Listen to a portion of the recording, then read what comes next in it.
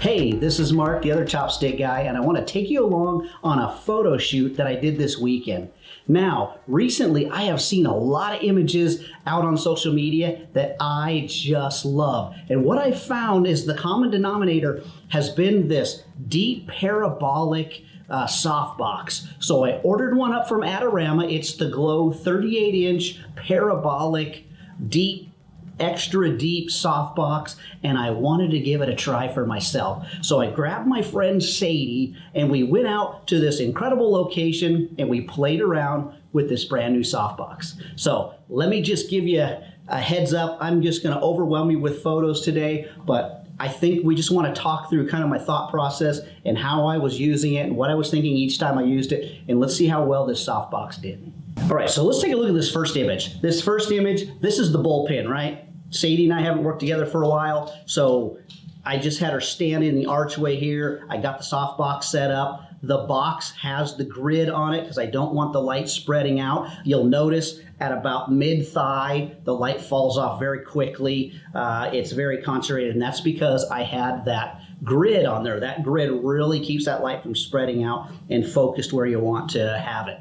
What you're going to see in the next image is two things. Number one, I had her switch positions. So yes, the light's still coming in from camera right, but her face is leading away from the light. I kind of wanted to see what it's going to look like shooting it short side and broad lighting. So this is a little bit more shooting it on the broad side, and I still think it does a fabulous job.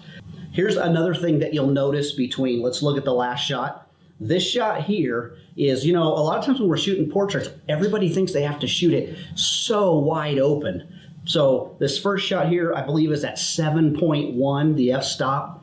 I have a beautiful background. I don't mind seeing the texture in there. But after a couple of shots, I thought, you know what? I got the 85-1.4 art lens. Why don't I stick it on there and let's see the difference so we can actually see it together. I shot this next image that we just looked at f4.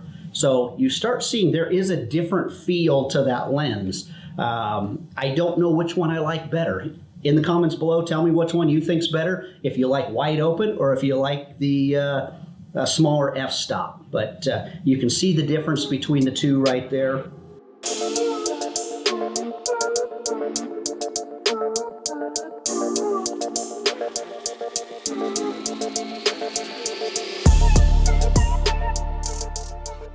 Now, after we played around, we tried to balance that ambient and the flash and make it look pretty natural and look unflash. We moved to a different part of the, what we call the grotto, where we're shooting at. And let me tell you, this is a really cool location, and it's got kind of a happy, sad story.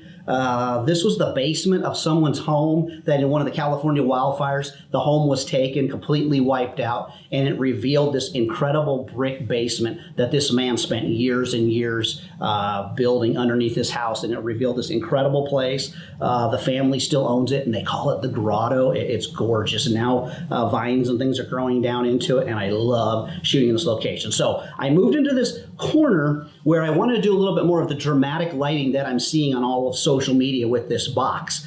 Now, first thing you're going to notice is when I have that grid on there, that light doesn't spread out at all. See how it's staying nice and concentrated? That's the look I was going for. That's why I wanted to buy this box and give it a try. I love the fact that I can really focus the light where I want the light to be. So in this first shot, one of the first things that I noticed, this has nothing to do with the box, but I felt like the background was kind of getting lost, kind of boring. It's an interesting texture, but there was something missing because I had all these little crazy nooks and crannies that just weren't coming out. So what I did is I took another Interfit S1, that's what I was using to shoot this with, and I moved it around the back just to throw some light inside another area of the grotto. And you'll see right here, once I threw some light behind her, not only did it rim her hair out a little bit, but it also just gave this depth and interest in the background. So by adding that second light, it just, I think, elevated these images. So I love this shot. I love what's going on here. I love how moody and dramatic that this shot is. And again, all of these shots I shot pretty high with the softbox. I like, in these dramatic shots, light falling down. We're used to seeing light coming that way. I think it has a really nice look to it. So after taking a little break, we decided let's move back over. And I looked over to my right and I'm looking through this archway and I'm looking behind seeing other arches and I thought, ooh, I like the depth there. So we moved Sadie over and we put her inside this archway once again. And this time we lit her from the left, camera left, with that softbox falling on it. I wanted it to have a more open feel, so I took off the grid at this point so that the light would kind of spread out a little bit more. And that's why we're not seeing that heavy fall off on her legs like we were seeing earlier. And I think we got some beautiful images there. After a few minutes of posing and getting comfortable and figuring out my angles, I came up with this composition that I think just fits really nicely here. I love anytime I find a background like this, that archway that I can put her head in, my subject in. I love using the backgrounds as putting it in the right, proper place. Just like I said, when I was looking off to my right and I looked at that archway and I saw all that depth of the arches in the background, at one point I looked to my left and went, boy, those clouds are really rolling in, and there was a little wall next to us. I thought, you know what, I'll bet you I can get her up on that wall, and maybe if we backlight some of these old dry grasses, you know, they might glow a little bit and it might give us a nice little look. So we threw Sadie up on this wall. We backlit her from camera right, and then I also lit her with this softbox camera right. And at this point, we had this softbox, because she's on a wall that's 6 foot tall. We had this thing run up 12 feet in the air, and had to make sure that we had one of us holding onto that softbox so it wouldn't go anywhere. It's not a matter of if your softbox is gonna blow over, it's a matter of when. So anytime you get the thing up high, make sure someone's holding on. Now, this first image, I don't really like it. I think that the side light was too strong. It was only lighting up the weeds on the right-hand side. I didn't want to throw in a third light because I didn't want a cross light pattern on the back. So what I decided to do was shift the light that's in the back around closer to where she is on the plane she's at, so closer to the camera, more at an angle. We're still gonna get this light skimming across her. I didn't want it so hard, but the other thing I noticed was I didn't really like the light falling on her face. I was lighting her from the same side as my backlight, which is, there's nothing wrong with that. That a lot of times looks great. The problem is the sun was setting and going down off to camera left. So I just moved the softbox. Always try to light from your main source. So if the sun's off on the left, you know, light it from the left. It's gonna look more natural. You don't have to fight the sun. You don't have to fight the light that's there. Go with the light. You're just helping it out quite a bit. And I think by switching that up, we ended up with a much nicer, more believable image. After a couple minutes, I showed Sadie some of the pictures that we took, and once she saw them, it was like, oh my goodness, and she just came alive. And let me tell you, this girl was brave. She's standing up on a 5-6 foot high wall with rocks below her, and it's probably 6 inches wide, yet she was like, no, I can do this. Those pictures looked awesome. So she really gave us some great images here.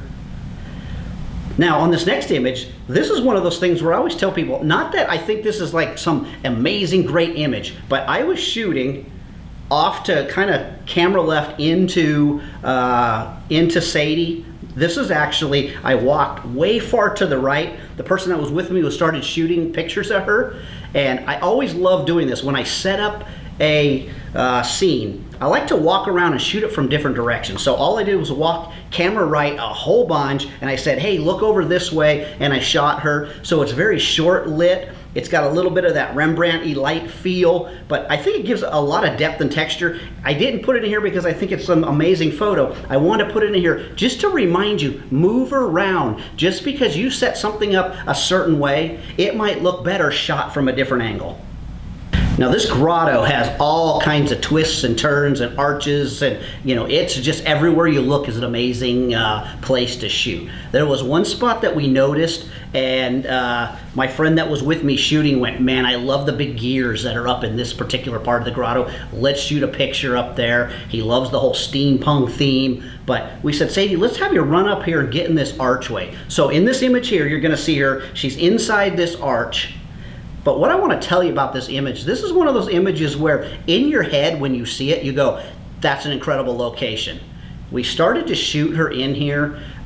Yes, I could have moved to the right or the left, but the problem is that I have ugly backgrounds, and there was a refrigerator just off to the left of her that I didn't want you to see. I couldn't step in their plants, all kinds of things. So I was kind of stuck with this shooting lane here. I didn't like the image. This is one of those times where when you have something that's not working, don't force yourself to get stuck there, especially in a spot that has incredible locations. Just move on. So, you know, first thing we did is we said, let's change up the pose. But guess what? The pose wasn't gonna change up anything and make it work. It just looked like she just didn't fit inside that archway. And so we immediately gave it up. We said, hey, let's have you stand in this doorway. Here's the problem with moving into this doorway. I literally took 2 frames and said, it's too cluttered. Let's get out of here. So we just moved out of this direction. Again, I'm only showing you this because I want to tell you, this is something that we all struggle with, is we get in an area that's not that great, but we force it. We tell ourselves, I'm gonna make something good out of this. Sometimes there's nothing good to be made. Go somewhere else. So we headed back down towards the entrance of the grotto, where it has this incredible little tunnel that used to go to underneath the house. And I had Sadie get inside this walkway, and we shot some images. I put the softbox camera left, and again, this is coming down quite a bit, and it has the grid back on it because I didn't want that light to spread onto the bricks. And I really loved how this looked. The problem was it felt like she didn't quite fit. She looked bigger than the tunnel because she was away from the tunnel. All I did was have her step back just right to the entrance of the tunnel. Now she looks like she fits in there a little bit better. But I'll tell you, this is another one of the images that I wasn't super happy with, because then it became, I could see all the clutter. She wasn't hiding things now. I can see now that there's a hose that's hanging over the wall that I should have moved. But, you know, just like everybody, I always have to remind myself, don't be lazy, because if I am, I'm gonna have to Photoshop out things like this. But there was a nice little ring there that she could use, and she could make some great poses with, but we took a little bit of time. This again is just to show you how that light works and just the quality of that light. I love what's coming out of that softbox. On the property, there's a beautiful pond. And you know, anytime that you can shoot on water, especially ones that have a little dock that goes out in it, man, you can make some incredible images. Here's the problem. That pond had been overgrown with trees in the areas that we wanted to shoot from. So we put Sadie out on this little dock. It wasn't actually a dock, it was actually like a walkway to an island. And we had some small shooting lanes. And I tried to create something that I saw in my head looking at this background. We had incredible clouds, but I wasn't able to shoot really wide because of all the distractions. You can see right here in this image, it's a real small area, camera right. You can see my softbox sitting in there. I needed to get down low and shoot, but the only way I was gonna do that is to, you know, take off my shoes and get in the pond. It was really cold, we were just playing, I wasn't that committed. So this is another one of those days where, you know what, if it's not working, move on. We spent a few minutes there and decided, you know what, I don't think this is gonna work for us. So we moved to a different spot. We wanted to create this little scene that looked like Sadie was sitting in a little cafe in Paris or something. And this first shot here, this was our test. I loved how it came out. I was working really hard to try to include a little bit of the overhang. There's a lot of stuff that's going on in this image, as you'll see right here, kind of all the pieces. I had a very limited angle, but one of the things I found out immediately is on my first shot, I lost a lot of the detail way in the back. I wanted to give the picture some more depth, and with that softbox, I had the grid on there so the light's not spreading out. So what I did is I took that grid off, moved the softbox back a bit so that it would spread out a little bit more, and I would put her in an even pool of light that was consistent, her in the backdrop. It wasn't as dramatic, I felt, but I felt like this was gonna give it this nice look that I wanted. We moved the softbox back. It's kind of flooding that whole entire area, yet falling really nicely on her. The next thing that we did is we decided, you know what, it's kind of boring we need something that maybe feels like those little lanterns there are kicking some light on her. So we put another Interfit S1 inside this little room behind her and had the light shining out so it's lighting up her hair. Again, don't be lazy. This is one of those days where I had forgotten, I had just taken the gels out of my backpack. I think this would have been a lot better had I gelled that light, so it would have had a warmer light on her hair instead of this white light that's coming out of there. But not only do I think it looks nice because it rims her out and it has this feel of those lanterns are giving her a little bit of light, but it also lights up the inside of each of these arches, so it gives more depth and dimension to the photograph. So hey, I want to thank you for hanging with me and taking a look at some of the photos that I took this weekend with this softbox. If you love this more dramatic light, I'm going to put a link down below. This is the Glow Parabolic umbrella. They do make a bigger one. This is the 38-inch. This is a big, cumbersome umbrella. I think the bigger size is much too big. I think this 38 is about the right size. This is from Adorama. It's one of their house brands. And again, link will be down below. I also ask you to like and subscribe if you want to keep seeing more videos of the stuff we're doing. But don't forget, say sushi.